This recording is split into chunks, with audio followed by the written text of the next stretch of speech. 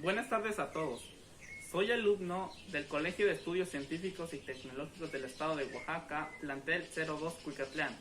La materia es Introducción a la Economía. El tema principal de lo cual hablaremos es la evaluación de la pobreza de acuerdo al ingreso de 1992 a 2012. Grupo 604. Especialidad Desarrollo Organizacional. Una nueva crisis nos alcanzó cuando menos lo esperábamos, la crisis del 2008-2009. Ahora se trata de una crisis importada, no viene del Asia ni del Sudamérica o Europa, hoy nos llegó directamente desde los Estados Unidos de Norteamérica. Resulta curioso ver que muchas de las cosas que nos tocó vivir en otras crisis provocadas por el mal manejo de nuestra propia economía, hoy la hemos visto como un espejo, retratadas con la imagen de nuestro siempre orgulloso vencido del norte. ¿Se acabó el primer mundo? Hoy todos seremos el tercer mundo. Parece ser así. Todos los defectos que alguna vez encontramos detrás de las crisis nacionales, hoy los hemos visto reflejados y manifestados en la crisis Norteamérica. Endeudamiento excesivo, gastos sin control, monedas sin respaldo, corrupción gubernamental, corrupción de los banqueros, incluyendo el presidente del Banco Mundial, empresas clasificadoras desclasificadas y ocultando resultados, desempleo masivo, créditos inmobiliarios sin sustento, crédito al consumo sin control, ciudadanos endeudados que ni devolviendo sus propiedades pagan la deuda, gigantescos bancos quebrados en el gobierno de norteamericano al rescate absorbiendo los pasivos tóxicos y finalmente comprobando las acciones de las grandes empresas quebradas. ¿Qué más nos falta por ver? Yo creo que finalmente llegaron al fondo del cocinero, como aquí le llamamos, y que por fortuna un nuevo presidente empeñado en sacar al país adelante ha tomado las medidas pertendientes y como muchas de las otras veces lo han hecho, saldrán fortaleciendo de la crisis. La elección ha sido buena para ellos y también para nosotros. Ellos, porque es tiempo de poner los pies en el suelo y dejar de gastar de forma desenfrenada, y a nosotros porque quizá nos haga ver que hemos sido muy dados a menospreciar nuestros esfuerzos y a agradecer los nuevos vecinos malichismo, y ya que es de ponernos a trabajar en serio y olvidar si queremos imitar lo que otros hacen. Es tiempo de que hagamos lo nuestro y procuremos hacerlo bien. Es tiempo de ser menos depreciantes de nuestros vecinos. Y en todo esto viene el caso porque hoy que le pasa a nuestro vecino nos afecta de manera superlativa. No hay tal catarrito. Y por eso hoy estamos en crisis, una crisis importada, lo único que nos faltaba importar. Hoy deseamos que Norteamérica salga de la crisis, porque ello de manera inmediata se reflejará positivamente en la nuestra. Hoy y siempre hemos sido demasiado dependientes de la economía norteamericana. Es natural, una enorme frontera nos divide. Sin embargo, mi punto de vista es que, en primer término, debemos fortalecer nuestro mercado interno. Nada fácil, pues para ello debemos fortalecer primero a nuestros consumidores, es decir, hay que mejorar el nivel de vida de nuestro pueblo. Esa es la primera y más grande tarea que tienen nuestros gobernantes. Aunque es valioso, no se trata solamente de llevarles ayuda social y regalarle cosas. Se trata de mejorar su cultura, sus conocimientos e infundirles un deseo de salir adelante con su propio esfuerzo. Por eso es fundamental la educación. No los vamos a enseñar a que esperen. Les vamos a enseñar a salir adelante con su propio ingenio, que es lo que sobra, y su permanente e indeclinable dedicación, y desde luego que no con lo que tengan a bien otorgarles el gobierno. La segunda parte es simple. Si nos desenvolvemos en una economía globalizada, algo que hoy es inevitable, es natural de que tratemos de globalizar nuestras exportaciones. Hoy, en un porcentaje en extremo elevado, van a dar los Estados Unidos. Es tiempo ya de abrir nuevos mercados y extender nuestras alternativas. De otra manera, nunca dejaremos de ser primo pobre y cabizbajo al ser de la frontera de los Estados Unidos. Hoy pareciera que dentro de los múltiples medios de comunicación que tenemos, ya sean oficiales, de partidos políticos, periodísticos, radiofónicos o televisos, recibimos una serie de mensajes contradictorios que nos impiden apreciar la real magnitud de la crisis actual. Algunos la magnifican al extremo y otros minimizan tratando de restarle importancia. La realidad es que vivimos una crisis económica grave por los diversos factores que han sido acumulados uno detrás del otro. Entre ellos, considero los principales: la caída de las exportaciones manufactureras, la caída de la producción y la exportación del petróleo, la caída del precio del petróleo, la caída de las remesas de los trabajadores en Estados Unidos, el incremento de la inseguridad, la pandemia del virus H1N1 y como consecuencia de estos dos últimos, la caída de los ingresos por turismo.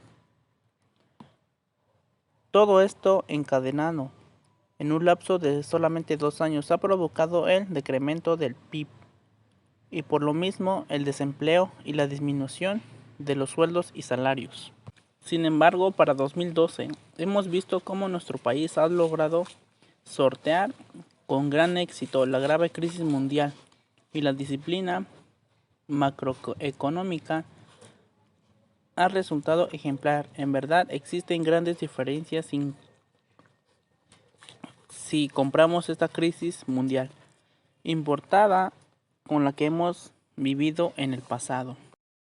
La gráfica mostrada ha sido modificado en el 2015 de acuerdo con los lineamientos actuales de la Coneval para las mediciones de pobreza multidimensional a partir de 2010 y por lo mismo en 2014 se muestran solamente dos valores equivalentes: la pobreza por debajo de la línea de bienestar económico, compatible con la pobreza patrimonial, y la pobreza por debajo de la línea de bienestar mínimo, compatible con la pobreza alimentaria.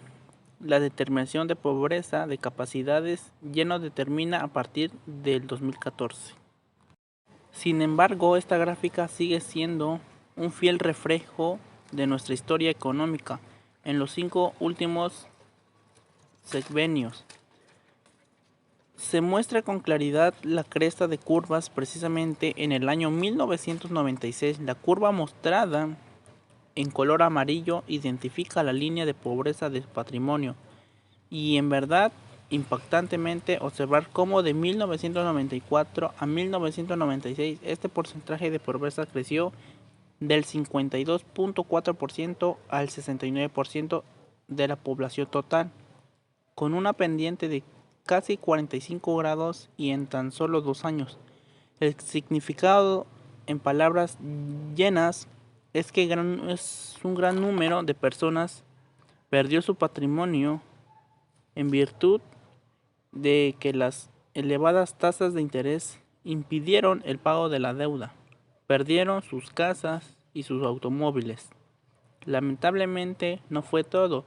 Un número millonario de habitantes de este país perdieron su capacidad de compra de los más indispensables, la canasta básica, y pasaron a formar parte del estrato denominado en la pobreza alimentaria, que en palabras llenas significa que no cubrirán sus necesidades alimenticias.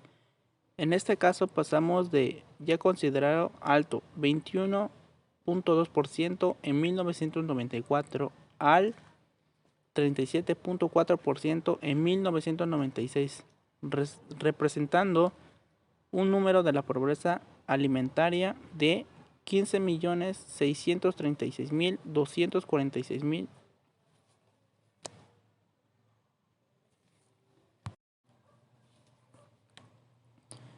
representando un aumento en la pobreza alimentaria de 15.636.246 nuevos pobres en tan solo 2 años. Este fue el trágico desenlace de la conocida crisis del error de diciembre en el periodo Salinas.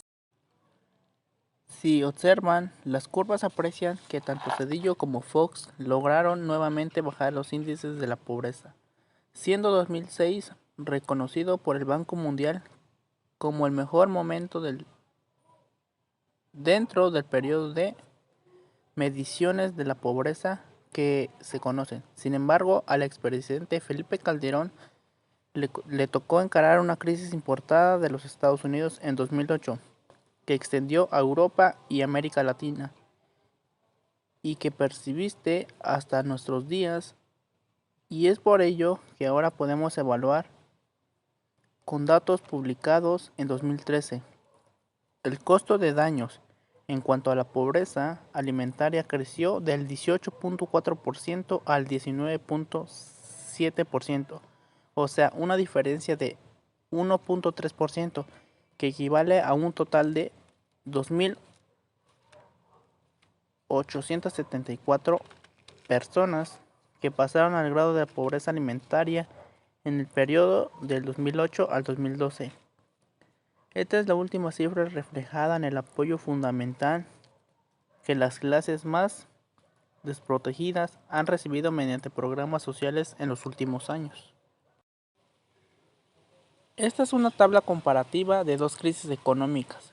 Como se puede observar, las aplicaciones de esta información y su complemento en la nueva página Evaluación multidimensional de la pobreza son muchas y variadas. A continuación, y como muestra de ello, se comparan las dos principales crisis económicas que cubre la gráfica 1992 a 2018 y se muestra a continuación el resultado de forma de tabla resumen.